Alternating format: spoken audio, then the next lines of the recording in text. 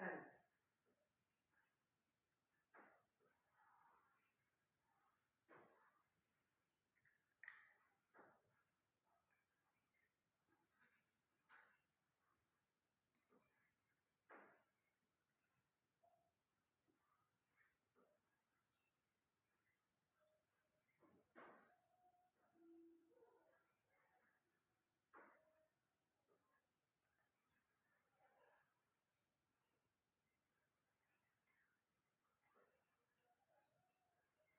आता मी ही मेणबत्ती ताटात उभी करते. आता हा जो रंग आहे ना तो मी पाण्यात मिक्स करते.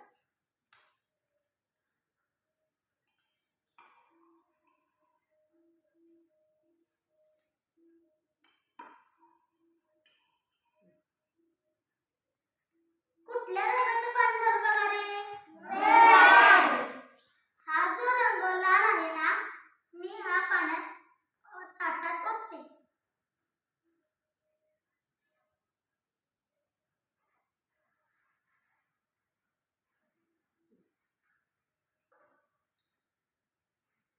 आता हा जो काचेचा ग्लास आहे ना तो मी उघडा करते आणि मेणबत्तीवर पालथा घालते. काय घडतंय, काय होतंय बघा. काय झालं रे? मेणबत्ती विझली. आणि बघा दुसरं काय झालं?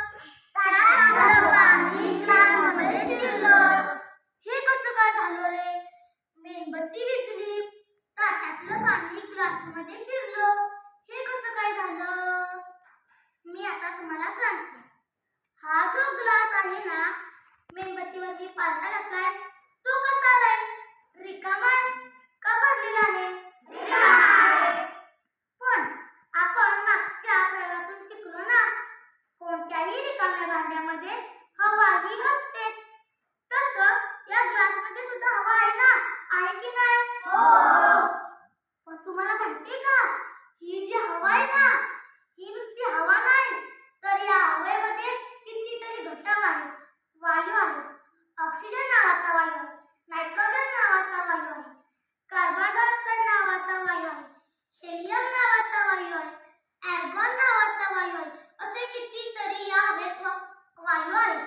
तसं या ग्लासमध्ये सुद्धा हवा आहे ना, आहे की नाही? हो. तसं या ग्लासमध्ये हवा आहे. त्या हवेमध्ये सुद्धा घटक आहेत, वायू आहेत. त्यातला जो ऑक्सिजन नावाचा वायू आहे ना तो मेणबत्तीला पेटण्यासाठी मदत करत होता. आलं का लक्षात? हो.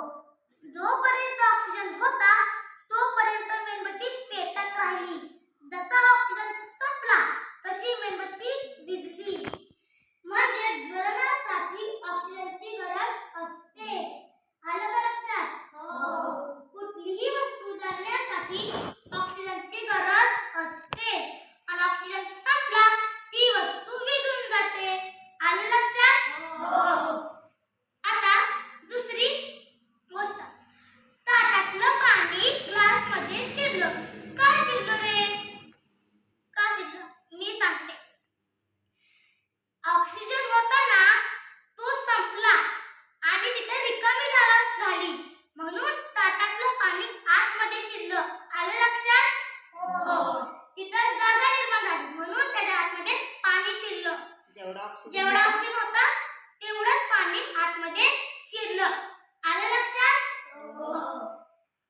आता तुम्ही म्हणाल एवढंच का शिरलं, वरपर्यंत का नाही शिरलं? सांगते मी.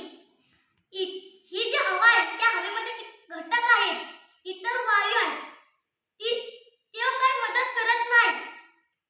ते इथंच आहेत, तिथं काही मोकळी जागा झालीच नाही म्हणून तिथं जागा रिकामी झालीच नाही म्हणून वरपर्यंत पाणी गेलं नाही. कळलं का? आणि जेवढा ऑक्सिजन होता तेवढंच पाणी आतमध्ये गेलं. म्हणजे ऑक्सिजन किती होता म्हणजे ग्लासमध्ये ऑक्सिजन बघा. केवढा होता? एवढाच होता. एवढाच ऑक्सिजन त्या ग्लासच्या हवेमध्ये होता. म्हणजे या प्रयोगातून आपण काय शिकलो रे? ज्वलनासाठी ऑक्सिजनची गरज असते. आलं का लक्षात? हो. आवडला का माझा प्रयोग? हो. छान छान, व्हेरी गुड. सांग रे काय कळलं? ज्वलनासाठी